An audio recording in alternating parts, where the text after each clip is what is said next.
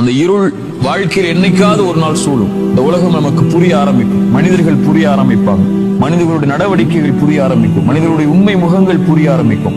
மனிதன் பின்னாடி எப்படி நடந்துப்பான், முன்னாடி எப்படி நடந்துப்பான், அவனுடைய வார்த்தைகள் எப்படி இருக்கும், முன்னாடி பின்னாடி எப்படி இருக்கும், உங்கள் நலவை விரும்புவானா இல்லையா, உங்க கண்ணியத்தை மனிதர்கள் பாதுகாப்பார்களா இல்லையா, இப்படி எல்லாமே உங்களுக்கு ஒரு நாள் புரிய வரும்.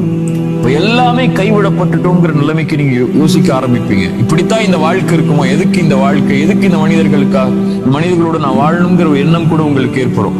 அப்ப இந்த குர்ஆனுடைய வசனம் உங்களுடைய உள்ளங்கள்ல வரணும். வஹுவ மஅக்கும் ஐனமா குன்தும். எங்க நீங்க இருந்தாலும், எந்த சூழ்நிலையில இருந்தாலும், எந்த மனிதர்கள் உங்களை கைவிட்டாலும், இந்த உலகமே உங்களை அங்கீகரிக்கவில்லை என்றாலும், அல்லாஹ் உங்களோடு தான், உங்களுடைய நிலைக்காகத்தான் அல்லாஹ் உங்களோட இருப்பான். எங்க இருந்தாலும், எந்த சூழலில் இருந்தாலும் அல்லாஹ் வந்துருயா அல்லான்னு கேட்டா போதும். எல்லாம் நான் இயலாதவன், என்னிடத்துல வந்துரு, உன்னிடத்துல வர ஆசைப்படுறேன் அப்படின்னு நீங்க சொல்லிட்டா போதும். என்னை தனிமையில் நினைவு கூர்ந்தால் அவர்களை நானும் தனிமையில் நினைவு கூறுகிறேன். அவ்வளவுதான். ரப்பே நான் உன்னை அழைக்கிறையா அல்லா, உன்னிடத்துல வர்றையா அல்லான்னு சொல்லிட்டா போதும். நீங்க சொல்ல வேணாம், மனசுல நினைச்சா போதும், அல்லாஹ் உங்களை நினைவு கூர்ந்து விடுவான். அவ்வளவுதான்.